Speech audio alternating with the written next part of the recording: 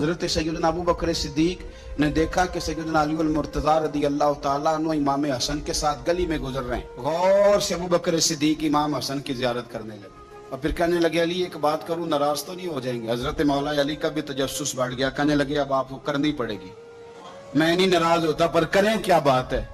तो फरमाने लगे, अली हसन का चेहरा तेरे साथ तो बिल्कुल भी नहीं मिलता।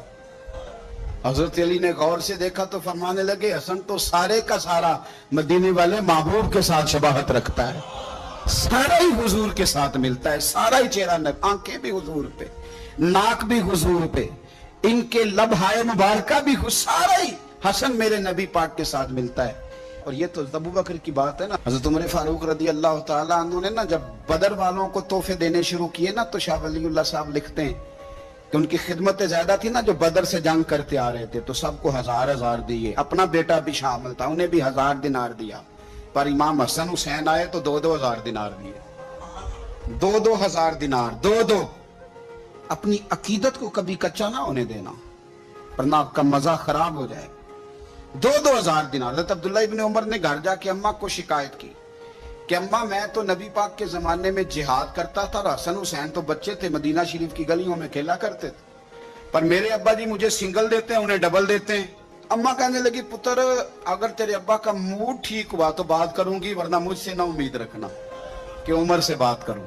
शाम को सैयदना फारूक आजम रज़ी अल्लाह तआला अन्हु तशरीफ लाए तो आपकी अहलिया ने ना मूड अच्छा देखा तो जनाबे उमर फारूक रज़ी अल्लाह तआला अन्हु की खिदमत में कहने लगे, छोटी सी बात करनी थी।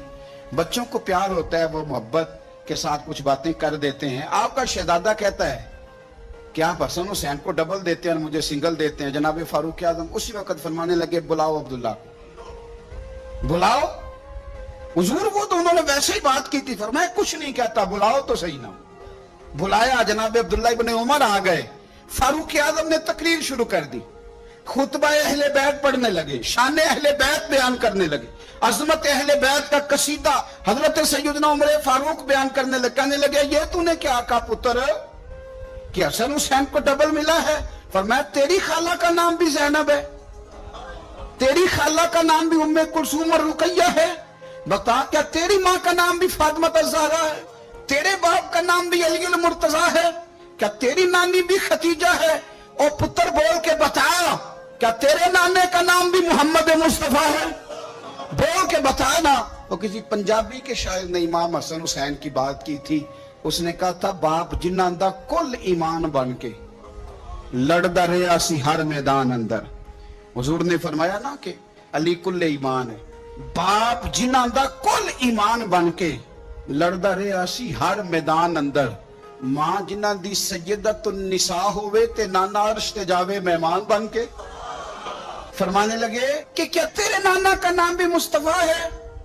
फरमाने लगे, पुत्र सुन, उनके साथ कभी मुकाबला ना करना, तुम्हें मैंने खिदमत देख के दिया है और उन्हें मैंने निस्बत देख के दिया है, उन्हें निस्बत देख के। ये बात ना चलते चलते मौला अली तक पहुंच गई। हजरत अली बड़े राजी हुए कि उमर ने ये बात की, बड़े राजी हुए। कहने लगे, ऐसे तो नहीं ना, मेरे नबी ने फरमाया था कि उमर जन्नतियों का चिराग है, उमर जन्नतियों का चिराग, ऐसे तो नहीं कहा था। अब ये बात हजरत उमर तक पहुंच गई तो हजरत उमर मौला अली से मिलने आ गए। कहने लगे, आपने कहा है कि मैं जन्नतियों का चिराग हूं?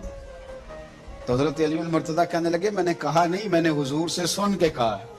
तो हजरत उमर फारूक कहने लगे, फिर जरा ना अपनी गारंटी के साथ मुझे ये लिख के दे दें, यानी अपनी गारंटी के साथ, आप गारंटी के साथ लिख के दे दें। तो हजरत अली मुर्तज़ा ने लिख के दिया। कहने लगे, मैं गवाही देता हूँ, गारंटी देता हूँ कि मेरे नबी ने फरमाया कि उमर अहले जन्नत का चिराग। तो उस नबी पाक की औलाद से प्यार करें, इनका प्यार अपने दिल के अंदर रखें।